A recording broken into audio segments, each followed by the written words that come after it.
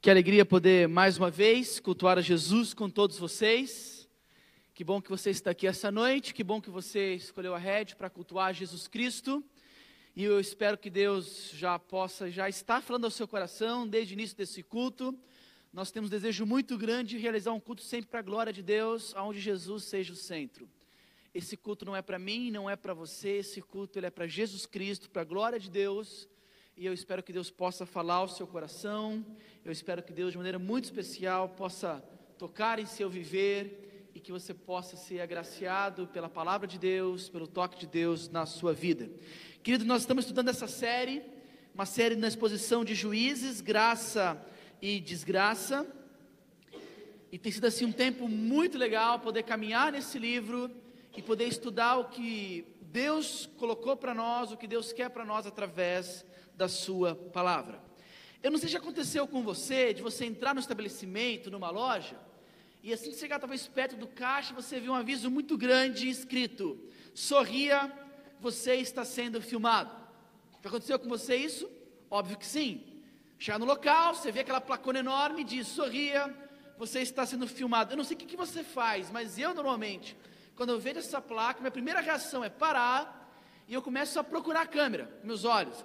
Vocês fazem isso também? Começo a olhar para o lado, para cá, sem mexer muito a cabeça, tá ok? Para não desconfiarem de mim, para não acharem que eu sou um potencial assaltante, nada disso. Então eu só paro minha cabeça, começo a olhar para um lado, para o outro, e normalmente eu acho a câmera, eu achei naquele cantinho. O que eu faço? Eu dou um sorriso. Eu faço assim, dou um sorriso, né? É assim que eu faço quando eu entro nessa situação. E ao preparar essa pregação, eu lembrei dessa frase: sorria, você está sendo filmado. Mas eu lembrei essa frase, mas trocando com uma expressão completamente diferente. Sorria, você foi enganado. Deixa eu explicar para você. Hoje nós vamos estudar a história de Sansão.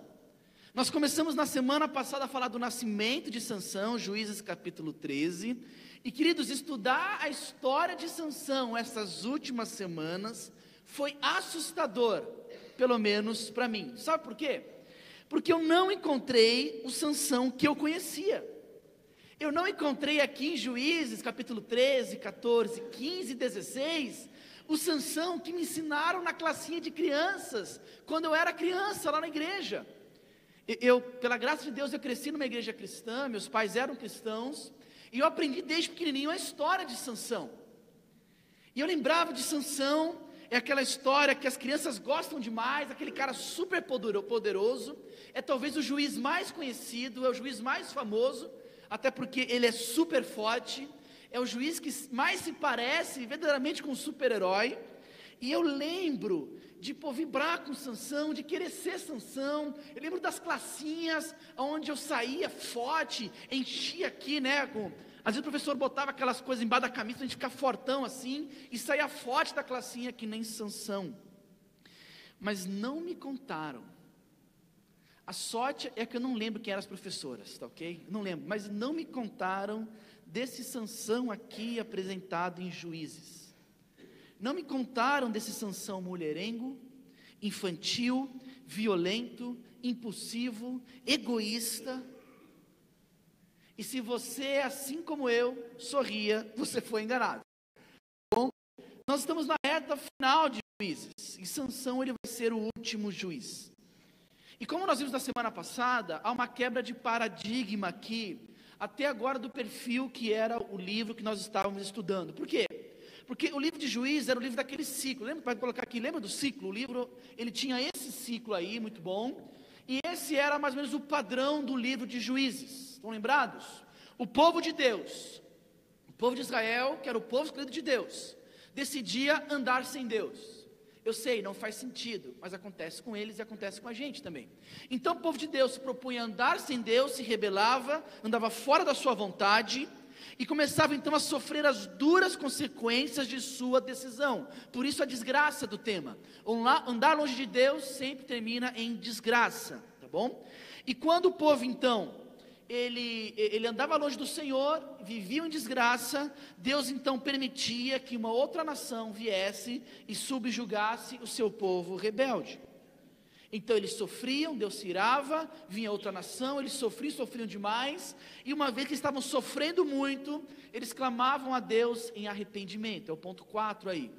O povo clamava a Deus por libertação, em arrependimento. Nós estamos machucados, nós entendemos que pecamos contra o Senhor.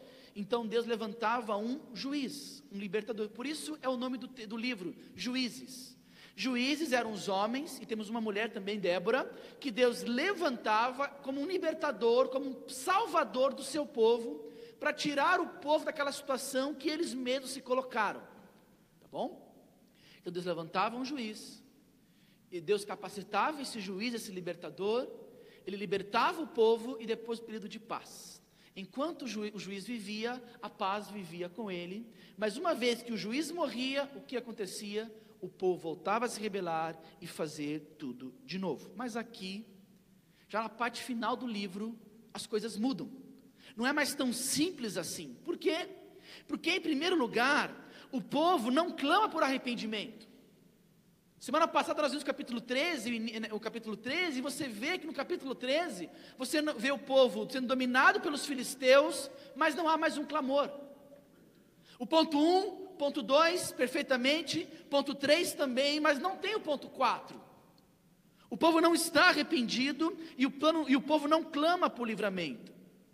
Em segundo lugar, a segunda quebra de paradigma aqui, é que o juiz que Deus levanta antes do nascimento, é a primeira vez e única que isso acontece em Juízes. Todos os outros Deus levantou já em vida. Com Sansão é o primeiro e único juiz, que antes dele nascer, ele já havia sido escolhido como juiz para libertar Israel. E nós vimos semana passada que isso nos ensina duas coisas. Em primeiro lugar, que o povo está tão perdido, que nem sabe que está perdido. Essa é a pior situação do homem. É aquele cara que está perdido e nem sabe que está perdido. Era a situação do povo de Israel, e muitas vezes pode ser a minha e a sua situação. Às vezes você está tão longe de Deus, mas tão perdido, com a vida tão estraçalhada, que você não consegue nem ter noção de qual é o real problema, como acontece com o povo de Israel. Eles não sabiam qual era o real problema. E em segundo lugar, a gente aprendeu semana passada, que a salvação é sempre um ato miraculoso da parte de Deus.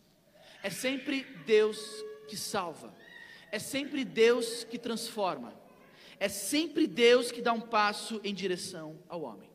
Então hoje nós vamos estudar sobre a vida de Sansão, tá bom? Que no final do capítulo 13 é promissor, porque, como eu disse agora, é o primeiro juiz a ser escolhido antes de nascer. Na verdade, a mãe dele não podia nem ter filho, e Deus operou um milagre na mãe de Sansão para que ele pudesse nascer. E termina o capítulo 13 dizendo que o menino ia crescendo e o Espírito de Deus estava sobre ele. É assim que termina o capítulo 13. Deus estava com Sansão, Deus estava capacitando Sansão desde sua adolescência. E a gente fica animado então para o capítulo 14. Estamos animados. E agora? O que vai acontecer? Como a história irá se desenvolver? Esse menino prodígio.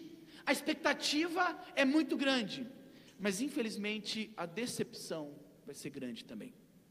Grandes expectativas e grandes decepções. Leia comigo o capítulo 14, do verso 1 até o verso 4. Verso 1 até o verso 4, início do capítulo 14, vai ser projetado aqui para vocês, se você não trouxe Bíblia. Mas se você trouxe Bíblia, é sempre bom deixá-la aberta e poder acompanhar, tá bom? Sansão desceu a Tina e viu ali uma mulher do povo filisteu. Quando voltou para casa, disse a seu pai e a sua mãe: viu a mulher filisteia em Tina, consigam essa mulher para ser minha esposa. Seu pai e sua mãe perguntaram: será que não há mulher entre os seus parentes ou entre todo o seu povo? Você tem que ir aos filisteus incircuncisos para conseguir esposa? Sansão, porém, disse ao seu pai: consiga para mim, é ela que me agrada. E seus pais não sabiam que isso vinha do Senhor, que buscava ocasião contra os filisteus, pois naquela época eles dominavam Israel. Aqui é um início bem direto e bem reto, e as primeiras palavras de Sansão na Bíblia é praticamente mulher. Sansão quer casar com uma mulher filisteia. É assim que começa o capítulo. E a minha reação ao ler esse início não é outra, mas a não ser novamente essa reação. De novo, porque não faz sentido. O menino prodígio, aquele que Deus escolheu antes do nascimento para libertar o seu povo. E Deus estava com ele, e Deus iria capacitá-lo. Grande expectativa. E quando você começa a ler o texto bíblico, a minha cara foi essa, cara. Não dá para compreender, não faz sentido. E de fato, não faz sentido. Se você aqui está pela primeira vez ouvindo essa história, ouvindo uma pregação nesse texto, você deve estar pensando justamente isso. Espera aí, mas Sansão, o Tiago acabou de falar que Sansão havia sido escolhido por Deus para libertar o povo dele dos filisteus. Não era essa a ideia?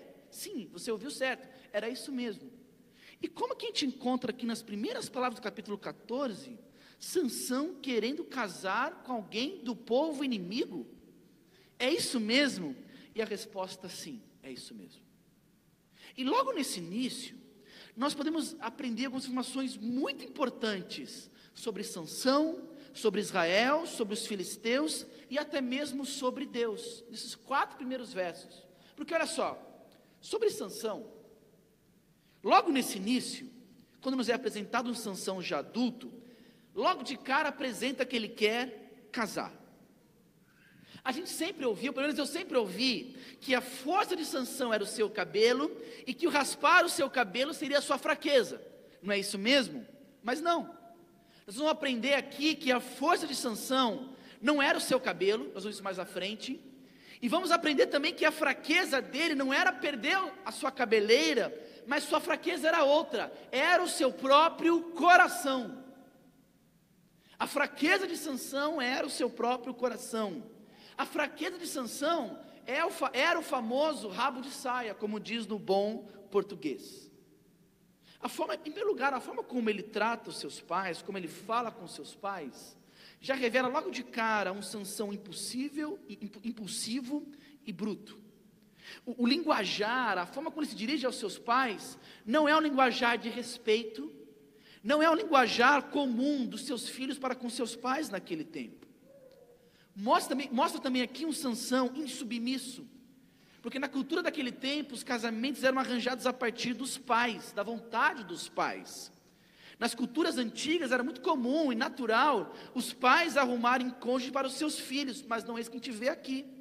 Nós vemos aqui um Sansão que se apresenta candidata para o pai e diz, se vira. Não está aqui, mas ele falou isso, se vira. Ela quer casar, dá o seu jeito. E tem mais, o que a gente aprende de Sansão aqui nesses primeiros versos. O verso 3 tem uma palavrinha que é crucial, porque aqui no verso 3, Sansão diz para o pai, olha, consiga para mim, é ela que me agrada, ela que me agrada. Queridos, essa expressão, é a expressão que é o retrato perfeito da vida de Sansão e do povo de Israel. A expressão hebraica é literalmente, ela é certa aos meus olhos. Sansão, ao invés de ser o libertador ideal do povo, na verdade, ele revela o que de fato é o povo. É o retrato do povo, Sansão. Essa frase, reto aos seus próprios olhos, é uma frase que vai aparecendo mais 2 vezes em Juízes, para mostrar, para revelar a distância do povo para com Deus. É uma outra forma de dizer que o povo fazia o que era contrário à vontade de Deus, é dizer, e o povo fazia o que era reto aos seus próprios olhos. E nós vemos isso aqui em Sansão. A frase típica daqueles que mais cedo ou mais tarde viveriam em desgraça. A frase típica daqueles que desconsideram completamente a existência de Deus e a vontade de Deus, porque cada um faz o que acha certo. Assim como Sansão. Só para você ter uma ideia, queridos, não quero demorar muito aqui não, mas a situação é tão complicada aqui em Juízes, nessa parte do texto, que à medida que o livro vai indo para o final, a situação do povo é cada vez pior, e o juiz que Deus levanta para libertar o povo também. Há um declínio, tanto do povo, quanto do próprio juiz. Porque acompanha comigo o raciocínio. Lá no início, em Juízes, presta atenção. O juiz que Deus levantava para libertar o povo, esse juiz era muito diferente do povo e de fato libertava o povo. Foi assim com Otoniel, por exemplo, o primeiro juiz, um grande homem de Deus. Deus levantava ele para libertar o povo. O próprio Otoniel era diferente do povo, honrava a Deus e ele realmente libertava o povo. Depois foi piorando. Aí veio o tempo que o juiz que Deus levantava para libertar o povo estava agora matando o próprio povo. A gente viu isso em Gideão e em Jefté. Estão lembrados? Gideão e Jefté. Então o juiz que Deus levantava para libertar, libertava, mas depois entrava em conflito e matava o próprio povo. Agora, o juiz que Deus levantou para livrar o povo dos seus inimigos, quer agora casar com seus inimigos. Está tudo errado, queridos. Está tudo errado. Aqui logo de cara a gente percebe um Sansão que está prestes a fazer algo que Deus condena nas Escrituras. Deus em toda a sua palavra foi muito claro ao mostrar que um cristão, um discípulo de Jesus, alguém que conhece a Deus, que honra a Deus, conhece a palavra de Deus, vai procurar sempre se relacionar intimamente e casar somente com alguém da mesma fé. Perceba, o problema não é um casamento interracial, o problema é um casamento interconfessional, com alguém que não professa, que não confessa a mesma fé. Não bate. Nunca fez parte da vontade revelada de Deus, da vontade declarada de Deus, um cristão se envolver intimamente, numa relação íntima e profunda, como é o casamento, a relação mais íntima e mais profunda que existe, de um cristão com um não cristão. Isso não faz parte daqueles que de fato são um discípulo de Jesus. Paulo chama isso de jugo desigual, lá em 2 Coríntios capítulo 6, onde um cristão, em matéria de fé, de amor a Jesus, não vai estar no mesmo nível de que um não cristão. Quando alguém conhece verdadeiramente a Deus e anda verdadeiramente com Deus, e se propõe a se relacionar intimamente com um não cristão, de maneira íntima, isso demonstra que ali temos alguém que colocou Jesus em segundo, em terceiro e em quarto plano. E é justamente isso que Sansão estava fazendo aqui. Agora, na continuação do texto, a gente aprende um pouco sobre Israel e sobre os filisteus também. Porque nesses versos, eu quero só estabelecer esse início, para vocês pegarem muito bem o contexto. A gente percebe claramente Israel se fundindo completamente com os filisteus. O motivo pelo qual Israel estava tão perdido, e nem sabia que estavam perdidos, é porque eles viraram praticamente um povo só com os filisteus. Aqui nesse início, a gente vê que não era o domínio filisteu, não era um domínio militar, pela força, nada disso, mas era um domínio que havia se infiltrado e se misturado com o povo. Nós vemos aqui Sansão, um israelita, e seus pais, andando livremente pelo território filisteu. Eles foram até a cidade, voltaram, eles iam e voltavam tranquilamente. Nós vemos aqui um judeu, um israelita, Sansão, casando com uma filisteia, ou querendo casar com uma filisteia, e embora os seus pais questionem no início, parece que o que ele está propondo é algo muito comum do seu tempo. A nação de Israel perdeu completamente a identidade dela. Essa liberdade que eles tinham de ir e vir, mostrava claramente que a nação de Israel se perdeu. E por isso então nós temos talvez a pior situação que Israel se encontrava no livro de Juízes. Um comentarista bíblico diz o seguinte, olha, em resumo, a rendição de Israel aos filisteus é bem mais profunda e complexa do que as escravidões anteriores. No passado, Israel gemeu e agonizou sob a ocupação das forças pagãs, porque o domínio era militar e político. Mas agora, parece que os israelitas não têm consciência nenhuma da escravidão, porque sua natureza é de uma acomodação cultural.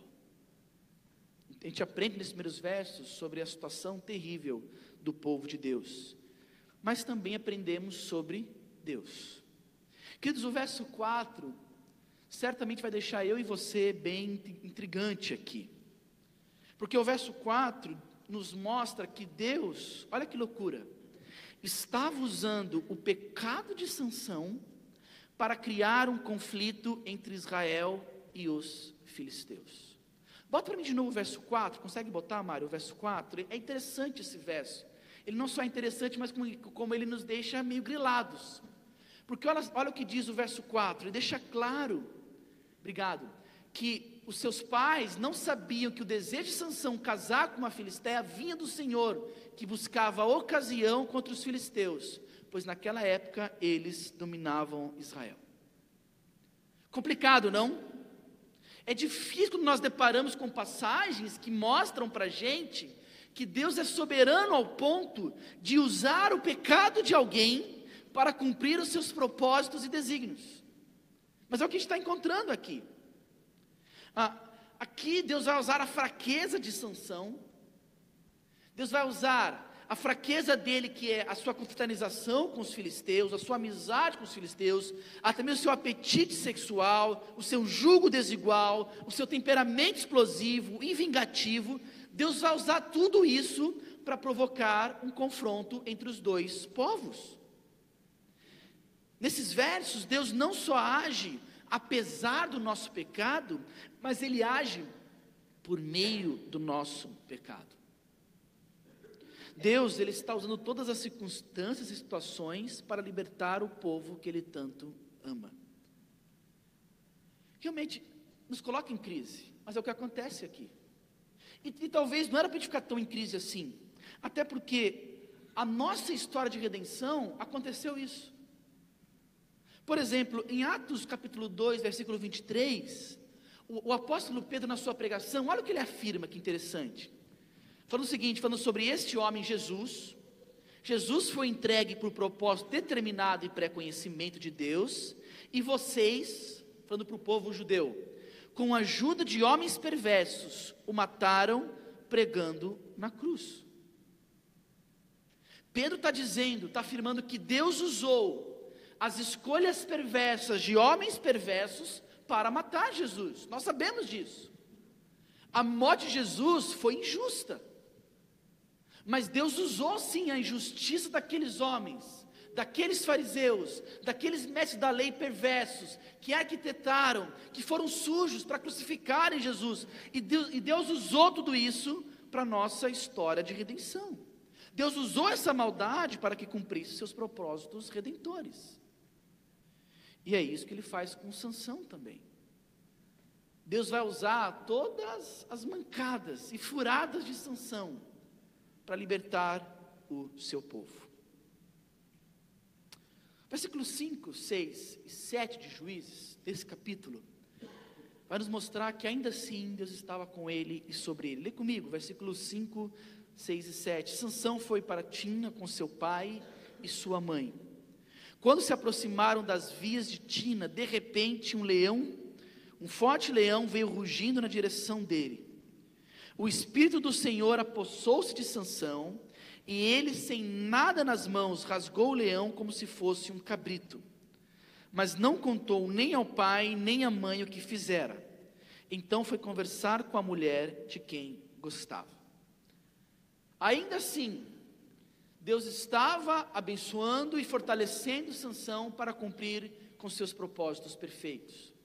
E mostra que ele, com uma força sobrenatural vinda de Deus, matou um leão com as próprias mãos. Loucura, não? É interessante que o autor bíblico coloca assim, matou um leão como se fosse um cabrito. Eu não sei como é que se mata um cabrito com as mãos também. Também não é fácil matar um cabrito. Na verdade, eu nunca matei. Não sei se alguém aqui já teve a experiência de matar um cabrito com as suas próprias mãos, né? Se você já fez, não conte para ninguém, você não vai ser bem visto aqui também, tá bom?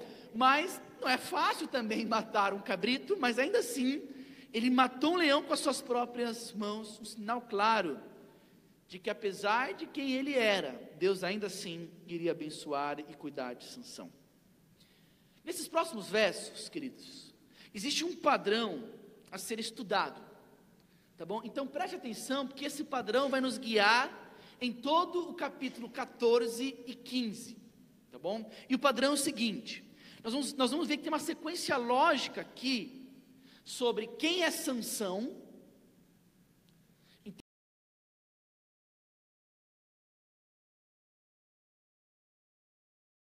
São características negativas, vai mostrar a impulsividade, o vingativo, alguém guiado pelos seus próprios desejos sexuais, esse é Sansão.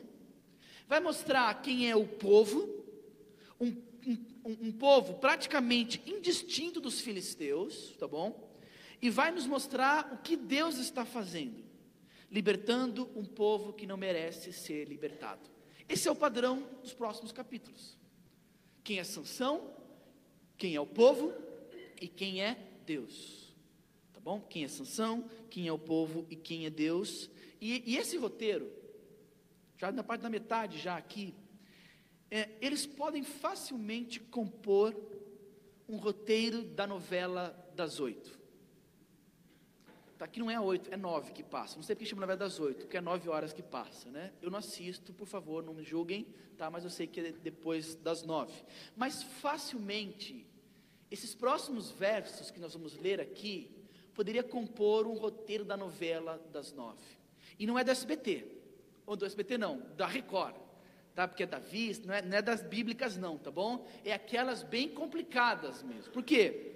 Porque nós vamos ver daqui para frente histórias que falam de sexo, de prostitutas, de vingança, de mentiras, de traições, de brutalidade, de assassinatos, de jogadas políticas e uma linda história de redenção e superação. É isso que vem a seguir. Tirem as crianças da sala, porque agora vai começar a ficar tenso a leitura e daí um pouco da história de Sansão.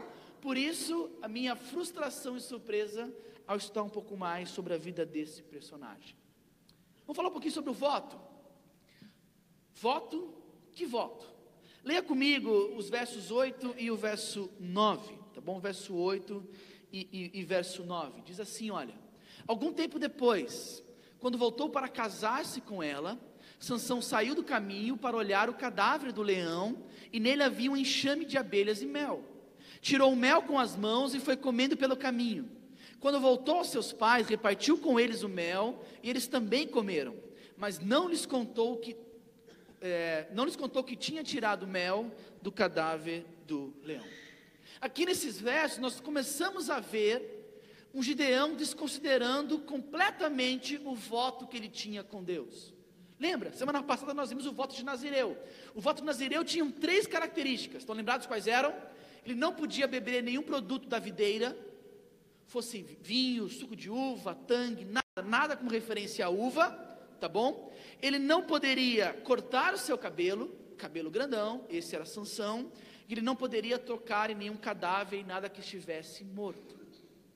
Mas logo no início do ministério dele, indo ao casamento da mulher filisteia, com a mulher filisteia, ele, naquele leão que ele matou, ele já tem contato com aquele leão morto, ele já pega lá o mel que estava no cadáver daquele leão, já descumprindo o voto, a aliança que ele tinha com Deus. E a partir desse trecho, a gente começa a perceber que, embora Sansão continue a ser usado por Deus, ele vai só declinando em sua caminhada com o Senhor. Na primeira trama, ainda no capítulo 14 e no verso 15, nós temos a festa de noivado de Sansão. A festa de noivado durava 7 dias, nesse caso aqui, e envolvia muita bebida. Eram 7 dias de bebida. Lembra? Jesus, não era uma festa de noivado, era uma festa de casamento. O primeiro milagre de Jesus foi numa dessas festas, que foi transformar água em vinho. Essas festas eram regadas a bebida, regadas a vinho, e essa foi a festa de Sansão. Embora o texto não fale que Sansão bebeu aqui, muitos comentaristas acreditam que aqui ele descumpriu o seu segundo voto, porque a festa era regada à bebedeira, e Sansão nos mostrou que ele não estava muito interessado em cumprir com o seu voto. E nessa festa, ele lança um enigma aos seus companheiros filisteus, aí no verso 14, uma aposta, uma brincadeira, talvez até mesmo mostrando Ele já não estava muito lúcido, nem muito puro não, um pouquinho mais alegre, digamos assim, tá bom? E nessa aposta, ele ia lançar um enigma para os seus colegas, detalhe, colegas filisteus, tá bom?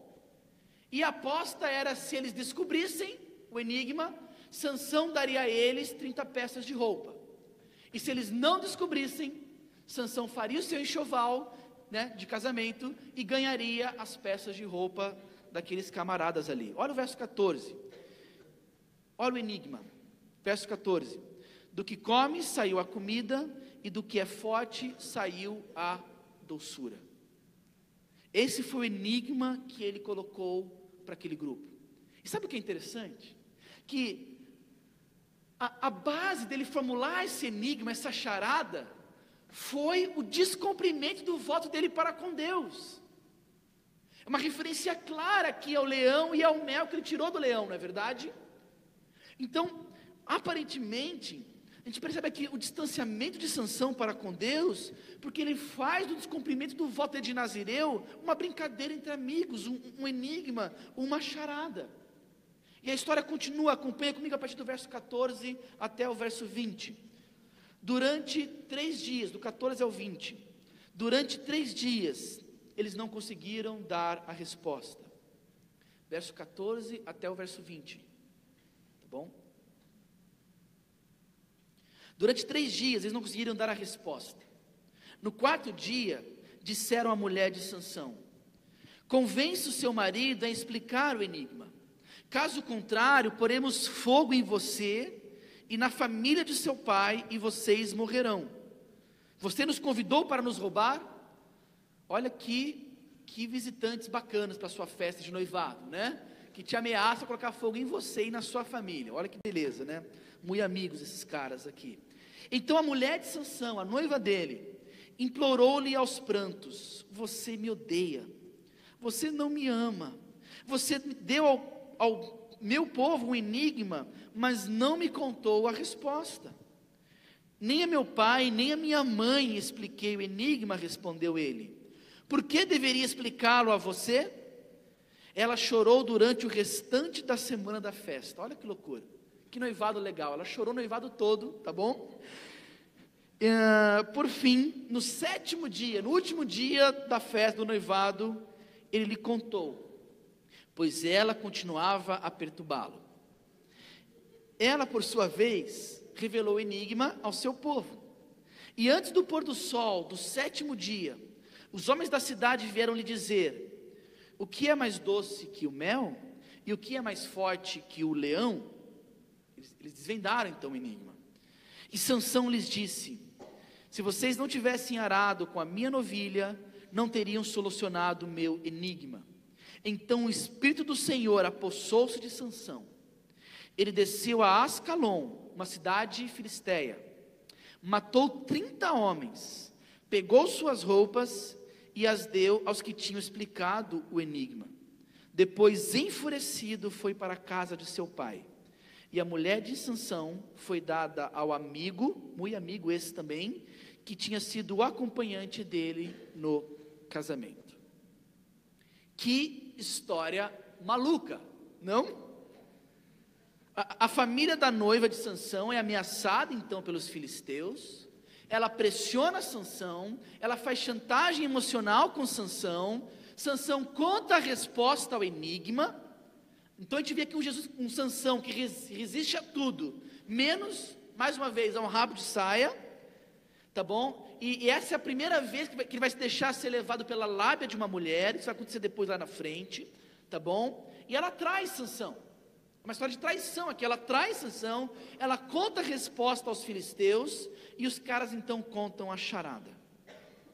Então Sansão, com a força que Deus deu para ele, ele vai até o seu armário, ao seu closet, pega as roupas e paga a dívida, a aposta. É isso que ele faz? Não. Ele vai até uma cidade vizinha e mata 30 caras para pagar a aposta que ele fez. Que doideira, já pensou? Que você está andando na rua, vê um cara forte e mata você para pegar a sua roupa, para pagar uma aposta para pagar uma dívida, e é dessa forma que surge o conflito entre Sansão e os filisteus. Professora de EBD, quando eu era criança, você não me contou isso. Você está ouvindo online, né? Agora, nesse instante, você não me contou essa parte da história. O casamento de Sansão não havia nem ainda sido consumado, estava na festa de noivado. E ele interrompe a festa. Interessante que a festa terminava com o ato do casamento em si, ou com a cerimônia, ou até mesmo com a própria consumação sexual. Ali consumava-se o casamento. Isso não tem. Ele estava tão irado, tão furioso, que ele volta para a casa dos pais e não consuma o casamento. Essa é a realidade dessa família. E a gente percebe aqui no final do 14, né? Um amigo, então, a noiva de Sansão é dada para o seu amigo. Sem ele saber, ele na casa dos seus pais, a noiva dele casa com um amigo. E assim que termina o capítulo 14. No capítulo 15, nós temos aqui um conto de caudas. Não é um conto de fadas, mas é um conto de caudas. Você vai entender por quê. Porque do versículo 1 até o versículo 5 é a continuação sequencial da história. Leia comigo o versículo 5 até o verso 8, você colocou aí, ótimo. Diz assim, olha: algum tempo depois, na época da colheita do trigo, Sansão foi visitar a mulher, a sua noiva, e levou-lhe um cabrito. Vou ao quarto da minha mulher, disse ele, mas o pai dela não quis deixá-lo entrar. Eu estava tão certo de que você a odiava, disse ele, que a dei a seu amigo. A sua irmã mais nova não é mais bonita? Fique com ela no lugar da irmã. Percebe a situação aqui? A forma como Sansão entra na casa e vai até o quarto da mulher, estava muito claro que ele foi para lá para consumar o casamento. Sansão, sem saber de nada, ele imaginou que ele ia entrar na casa, ia para o quarto dela, ia ter relações sexuais com aquela mulher e consumar o que ele começou lá atrás, que foi a festa de noivado. Faltava só isso, era o detalhe final para começar aquele casamento. Mas para surpresa dele, aquela mulher, a sua ex-noiva, já era marido de outra. Então o pai, desculpa, era esposa de outro, né? Desculpa, isso mesmo, marido de outro, complicou, né? Hoje em dia tem que deixar muito claro aqui, porque é possível, imagino, né? Então, oferece até mesmo a irmã dela para Sansão, e Sansão não aceita. E olha o que acontece. Sansão lhe disse: dessa vez, ninguém poderá me culpar quando eu acertar as contas com os filisteus. Então saiu, capturou 300 raposas e as amarrou aos pares pela cauda. Depois prendeu uma tocha em cada par de caudas, acendeu as tochas e soltou as raposas no meio das plantações dos filisteus. Detalhe, o início deixa muito claro que era uma época da colheita, tá bom? Assim ele queimou os feixes, o cereal que iam colher, e também as vinhas e as olivas. O estrago foi grande demais. Essa foi a realidade desse povo. Continua, e aí pode colocar, os filisteus, pode mudar, perguntaram, quem fez isso? E responderam-lhes, foi Sansão, o genro do Timita, porque a sua mulher foi dada a seu amigo. Então os filisteus foram e queimaram a mulher e seu pai. E Sansão lhes disse, já que fizeram isso, não sossegarei, enquanto não me vingar de vocês. E ele os atacou sem dó e nem piedade, e fez terrível matança. Depois desceu e ficou numa caverna na rocha de Etã. Queridos, é triste essas histórias, não? Porque a gente está vendo aqui o homem que Deus está levantando para libertar o povo, agindo com raiva, de maneira impulsiva, furiosa. Ele ficou tão irado com os filisteus, que ele tacou fogo em toda a plantação, a colheita dos filisteus. Ele acabou com a economia dos filisteus, naquele momento, com essa atitude. E se a gente se pergunta o porquê ele fez isso, não é a resposta que nós gostaríamos de ouvir. Por que Sansão fez isso? Sansão entrou em conflito com os filisteus, porque ele viu o seu povo afligido? Não. Ele entrou em conflito com os filisteus, porque ele viu o povo zombando de Deus, e se irou com isso, certo? Não. Ele fez isso por vingança, porque perdeu a noiva, a esposa. E a continuação da história, ela vai piorando, porque os filisteus matam então aquela mulher com seu pai, e em resposta a isso, Sansão parte para cima desses caras, e a descrição bíblica é: os atacou sem dó e nem piedade, e fez terrível matança. Ninguém sai inteiro desse episódio. Sansão, impulsionado pela raiva, pela sua raiva explosiva, ele mata aqueles caras sem dó e nem piedade, de maneira brutal. Essa é a descrição do texto. E a gente vai ficando cada vez mais triste à medida que lê, porque o passo seguinte mostra o retrato do povo, ou melhor, dos dois povos perdidos. Tanto filisteus quanto o povo de Israel estavam completamente perdidos. Porque olha comigo no verso 9 ao 13. Os filisteus então foram até Judá e lá acamparam, espalhando-se pelas proximidades de Lei. Os homens de Judá perguntaram: por que vocês vieram lutar contra nós? E eles responderam: queremos levar Sansão amarrado, para tratá-lo como ele nos tratou. Vingança gera vingança, que gera vingança. 3.000 homens de Judá desceram então até a caverna da rocha de Etã e disseram a Sansão: você não sabe que os filisteus dominam sobre nós? Você viu o que nos fez? E ele respondeu: fiz a eles apenas o que eles me fizeram. Disseram-lhe: vamos amarrá-lo para entregá-lo aos filisteus. E Sansão disse: jurem-me que vocês mesmos não me matarão. Certamente que não, responderam. Somente vamos amarrá-lo e entregá-lo nas mãos deles. Não o mataremos.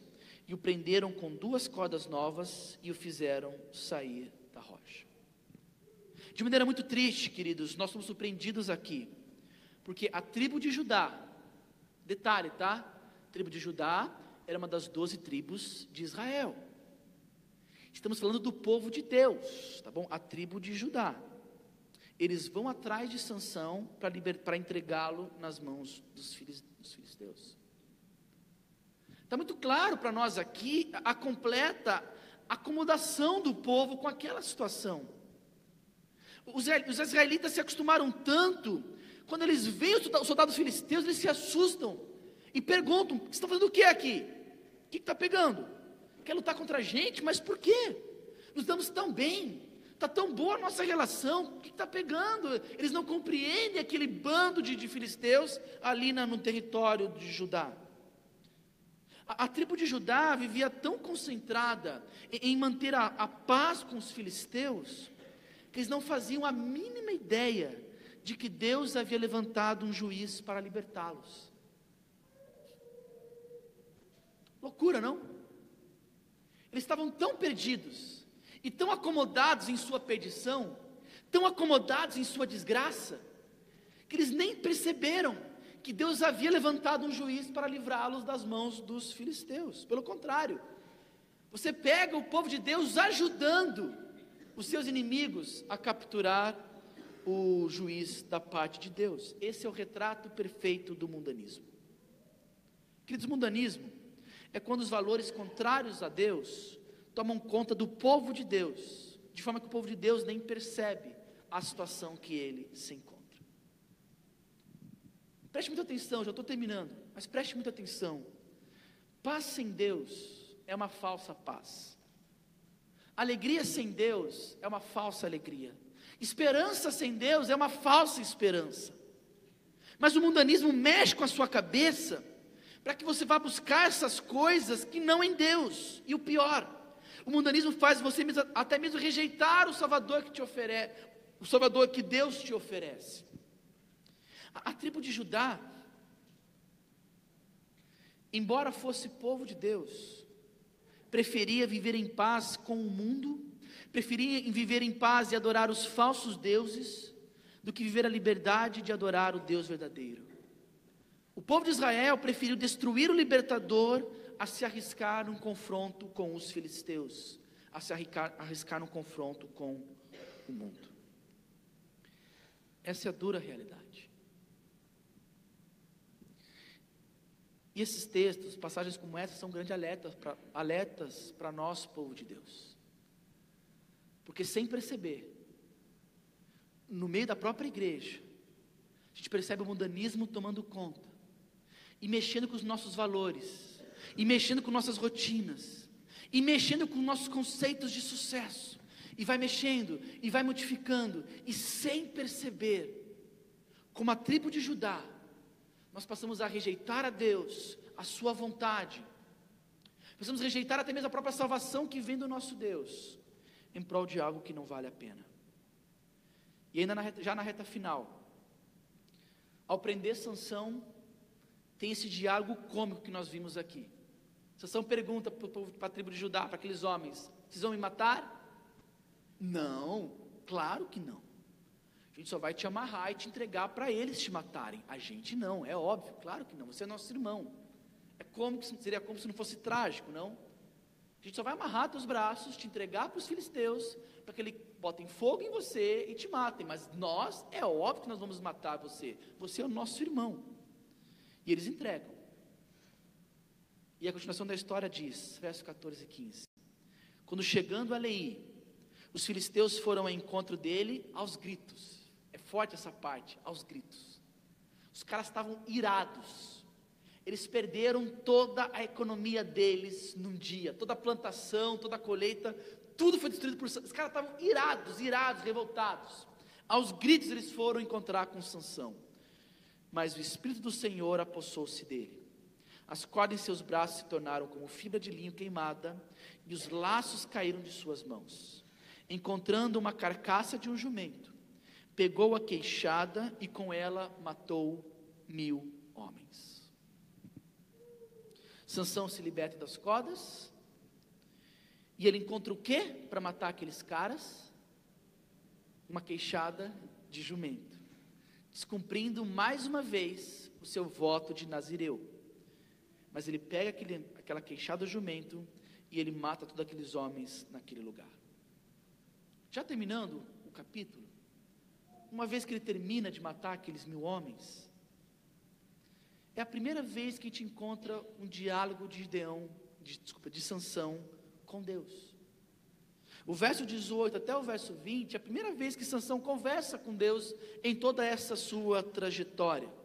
E é uma conversa estranha, porque ele reconhece que Deus concedeu a vitória. Pode para mim aí, Mário, verso 18 a 20.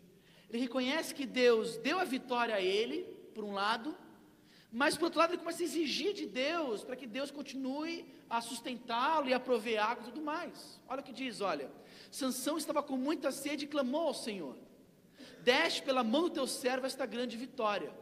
Morrerei eu agora de sede para cair nas mãos dos incircuncisos?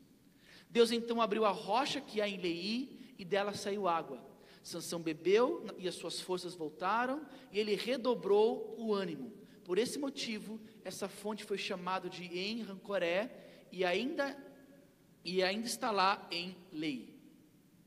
É a primeira vez que ele conversa com Deus, e é uma conversa, como eu disse, então estranha, emblemática, porque por um lado ele aparentemente agradece a Deus pelo livramento, reconhece que foi Deus que o fortaleceu, mas logo em seguida ele bota o dedo na cara de Deus e diz: isso vai me ajudar agora? Vai me deixar na mão? Ele cobra Deus a partir da sede que ele sentia. E o capítulo termina de maneira estranha também, porque olha o verso 20: Sansão liderou Israel durante 20 anos no tempo do domínio dos filisteus. Essa frase é estranha porque a liderança dele não era como a dos outros juízes, onde destruía os inimigos de Israel e depois liderava. Não, Sansão liderou, mas a opressão física e espiritual ainda continuava, ainda era tempo dos filisteus. E aqui termina então a primeira parte da história de Sansão. E semana que vem nós veremos a segunda parte da sua história, da sua triste história, da sua triste caminhada. Como líder, queridos, Sansão é um belo fracasso. O seu juizado consiste em momentos de raiva, de ira contra os seus inimigos, de vingança, ele se levanta para medir força contra os seus inimigos, mas ao mesmo tempo ele ama as mulheres dos seus inimigos, ele ama a cidade dos seus inimigos. O próprio povo de Israel se junta ao inimigo para lutar contra Sansão. Ele desprezou completamente o seu voto como nazireu, ele fez de tudo para profanar o seu voto, só faltava cortar o cabelo. E eu imagino, e eu acho que você já sabe o que vai acontecer na semana que vem. E ao encerrar essa primeira parte, a minha crise, e talvez seja a sua crise, é: como que Deus usa um cara assim? Como é que Deus usa um cara assim? E eu me fiz essa pergunta: como é que Deus usa um camarada assim? E a resposta foi um pouco difícil. A resposta foi, ou melhor, foi com uma outra pergunta. Foi: como que Deus me usa? Como que Deus pode nos usar? Porque talvez você, assim como eu, assim como Sansão, também temos os nossos altos e baixos. Também temos as nossas presepadas, as nossas desobediências, as nossas escapadas. Nós também temos as nossas iras, os nossos desejos de vingança. Ele não é muito diferente da gente, mas ainda assim, Deus usa caras como Sansão, caras como Tiago, como João, como Maria. Ainda assim, Deus usa pessoas pecadoras para cumprir com os seus propósitos e fazer maravilhas através de pessoas que não merecem. Uma segunda lição que a gente pode aprender, e eu prometo que estou encerrando, é que, embora Sansão tivesse o dom do Espírito, ele fosse capacitado por Deus, e tivesse esse dom do Espírito para realizar algo, Sansão não possuía os frutos do Espírito. Embora Sansão fosse usado por Deus para tarefas específicas, ele talvez não permitiu que Deus trabalhasse também em seu caráter. E queridos, preste muita atenção, porque nós somos de uma geração, nós somos acostumados a medir alguém por aquilo que ele faz, e não por aquilo que ele de fato é.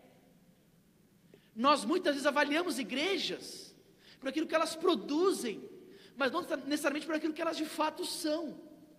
E Deus está muito mais preocupado com o que você de fato é, com respeito ao que você faz. Sim, nós vimos aqui em Sansão que ele pode usar pessoas extremamente pecadoras, como ele usou Sansão. Os resultados podem de fato aparecer. Sim, ele está libertando Israel aos trancos e barrancos, mas ele está libertando Israel. Mas Deus quer muito mais do que isso. Às vezes a gente fica contente com o nosso desempenho, às vezes ficamos contentes porque Deus está nos usando, e a gente olha para os resultados e fala: uau, Deus está comigo, eu estou no caminho certo, porque os resultados estão aparecendo. Mas o que você precisa mesmo é sondar o seu coração, porque sim, Deus pode usar você apesar de você. Muito mais importante do que você ter o dom do Espírito, é importante você ter os frutos do Espírito.